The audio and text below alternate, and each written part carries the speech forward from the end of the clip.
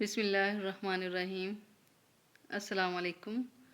آج ہم اسلامیات کے مزید MCQs جو کہ PPSC کے پیپرز میں موسٹلی ریپیٹڈ ہوتے ہیں ان کو آج ہم ڈسکس کرتے ہیں۔ سب سے پہلا سوال ہے، اسلام کی حمایت میں سب سے پہلے تلوار اٹھانے والے صحابی کا نام کیا ہے؟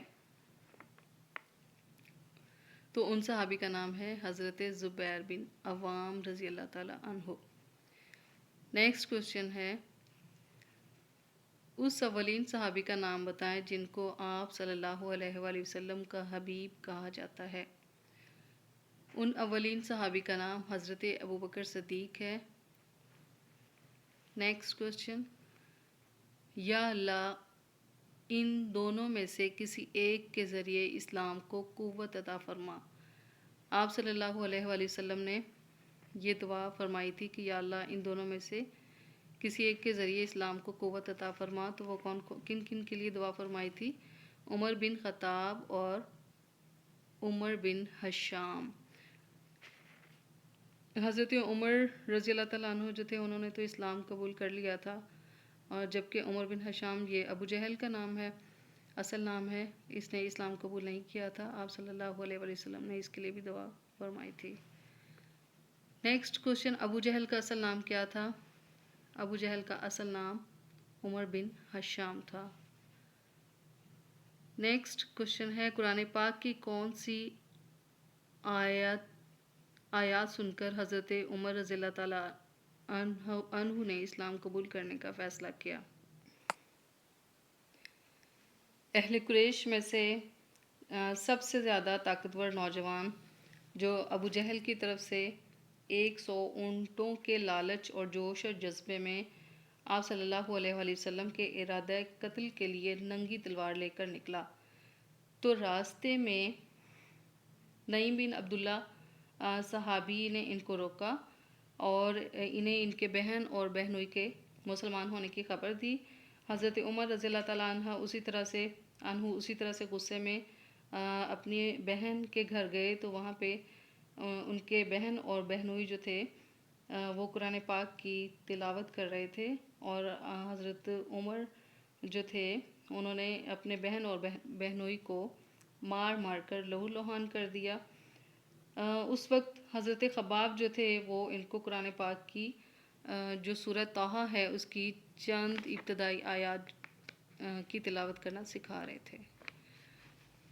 نیکسٹ کوشچن ہے، حضرت عمار کی والدہ سمیہ رضی اللہ تعالیٰ عنہا جو کہ پہلی شہید اسلام خاتون ہیں، ان کو کس کافر نے برچھی ماری؟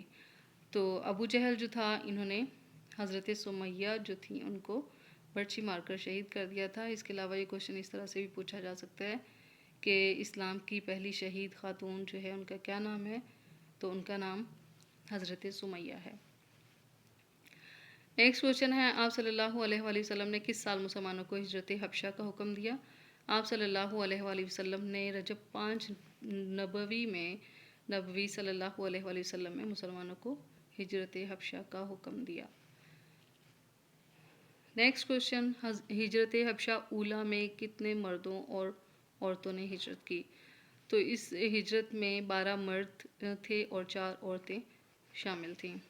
نیکسٹ کوشچن، مسلمان حبشہ میں کتنا عرصہ مقیم رہے؟ مسلمان حبشہ میں 3 ماہ تک مقیم رہے۔ قریش نے 2 آدمی، جب مسلمانوں نے حبشہ کی طرف ہجرت کی تو قریش جو تھے انہوں نے 2 آدمی اپنے بطور سفیر مسلمانوں کو حبشہ سے نکلوانے کے لیے بھیجے تھے، عبداللہ بن ربی کو اور عمر بن عاص کو، اور مسلمان جو تھے انہوں نے 3 ماہ تک حبشہ میں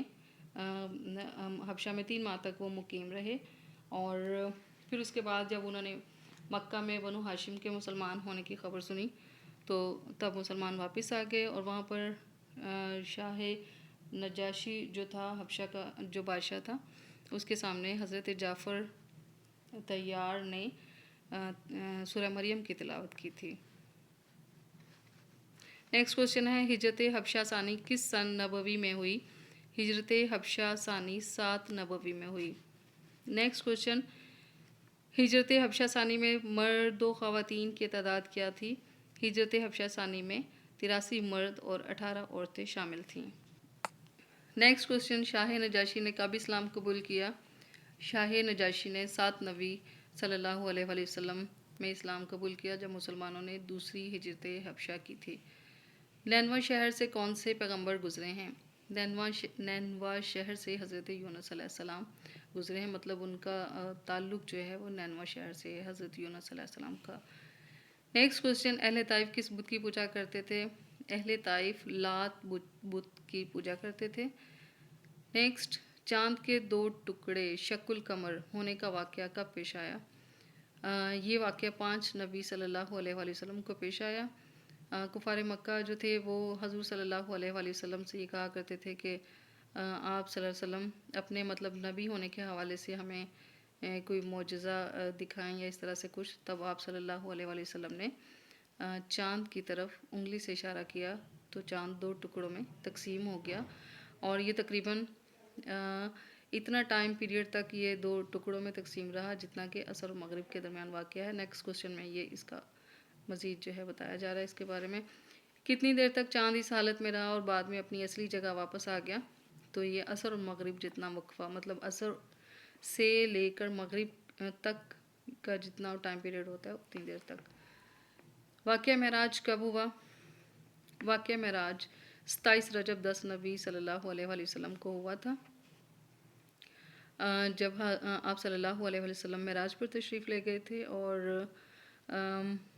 10 نوی میں ہی جو ہے وہ حضرت آپ کے بہت پیارے چچا حضرت ابو طالب رضی اللہ تعالیٰ عنہ کا انتقال ہوا، اور ان کے انتقال کے 3 دن کے بعد آپ صلی اللہ علیہ وآلہ وسلم کی زوجہ مطہرہ حضرت خدیجہ رضی اللہ تعالیٰ کا انتقال ہو گیا، اور اس سال کو آپ صلی اللہ علیہ وآلہ وسلم نے عام الحزن کا نام دیا، اور آپ صلی اللہ علیہ وسلم بہت زیادہ رنجیدہ تھے، تو آپ صلی اللہ علیہ وآلہ وسلم کو مزید مطلب خوش کرنے کے لیے یا ان کو ریلیکس کرنے کے لیے اللہ تعالیٰ نے اپنے پاس معراج پر بلایا۔ معراج کی رات آپ صلی اللہ علیہ وآلہ وسلم کس کے گھر پر موجود تھے؟ معراج کی رات آپ صلی اللہ علیہ وآلہ وسلم اپنی چچا زاد بہن حضرت ام ہانی کے گھر پر موجود تھے۔ حضرت ام ہانی کس کی بیٹی تھی؟ نیکسٹ کوشچن، حضرت ام ہانی کس کی بیٹی تھی؟ حضرت ام ہانی آپ صلی اللہ علیہ وآلہ وسلم کے چچا حضرت ابو طالب کی بیٹی تھی۔ معراج کی شب آپ صلی اللہ علیہ وآلہ وسلم نے سفر مبارک کس جانور پر کیا؟ معراج کی رات جب آپ صلی اللہ علیہ وسلم معراج پر تشریف لے گئے تب آپ نے براق، جو کہ گھوڑے کا نام تھا، اس پر آپ نے سفر کیا تھا۔ شب معراج کو پہلی منزل سفر کون سی تھی؟ آپ صلی اللہ علیہ وآلہ وسلم نے مسجد اقصیٰ سے جو ہے وہ سفر کا آغاز کیا۔ نیکسٹ کوشچن، سدرۃ المنتہا سے کیا مراد ہے؟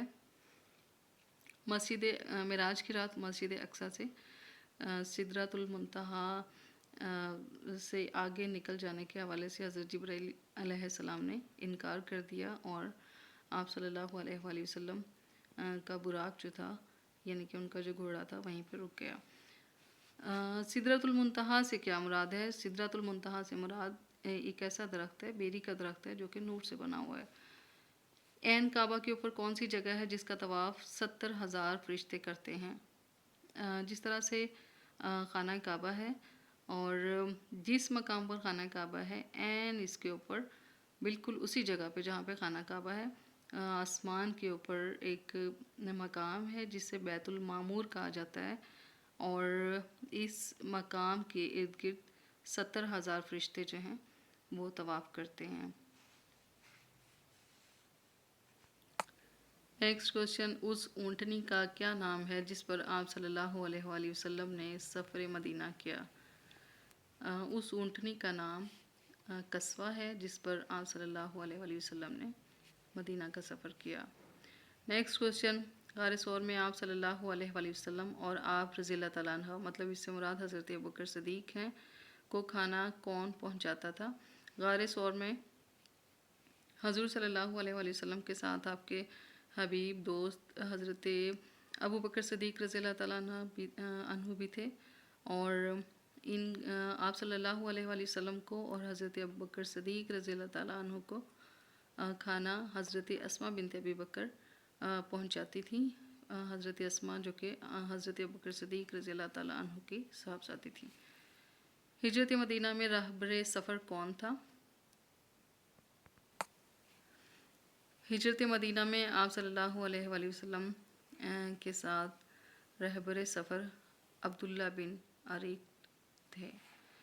نیکسٹ کوشچن، اے اہل عرب لو، تم جس کا انتظار کرتے تھے وہ آ گیا، یہ کس کے الفاظ ہیں؟ حضور صلی اللہ علیہ وآلہ وسلم جب مکہ سے مدینہ ہجرت کر کے آئے تھے تو تب ایک یہودی نے اہل مکہ کو یہ کہا تھا کہ یہ اہل عرب دیکھ لو، تم جس کا انتظار کرتے تھے وہ آ گیا، یعنی کہ حضور صلی اللہ علیہ وآلہ وسلم تشریف لے آئے ہیں۔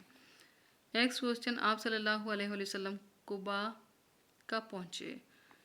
آنسر ہے اس کا، آپ صلی اللہ علیہ وآلہ وسلم قبا میں، جو کہ مدینہ سے 4 میل کے فاصلے پر ہے، 8 ربیع الاول 13 نبوی 1 ہجری کو پہنچے تھے، اور آپ صلی اللہ علیہ وآلہ وسلم کے استقبال کے لیے اوس خزرج اور مہاجرین جو تھے، 500 کی تعداد میں یہ لوگ تھے جنہوں نے آپ صلی اللہ علیہ وآلہ وسلم کا استقبال کیا۔